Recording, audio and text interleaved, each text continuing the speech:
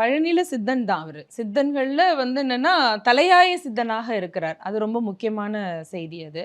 பழனியை பொறுத்தவரையில் அது நான் முதல்ல சொன்ன மாதிரி, மக்களுடைய பாரத்தை இறக்கி வைக்கிற அந்த இடம். அங்க வேண்டுனவங்களுக்கு முதல் விஷயம் உடல் நோய் போகும். அடுத்தது மன பயம் போகும். சித்து அப்படின்னு சொன்னாலே, அவன் சிவனுடைய அம்சம். அப்படியே சிவபெருமானுடைய அம்சமாகவே தான் முருகன் வந்தாருனாலும், திருத்தணியோ பழமுதிர்ச்சோலையோ கொஞ்சம் வித்தியாசமான ஒன்று. இங்கே ஆண்டிக்கோலத்தில் இருக்கார்.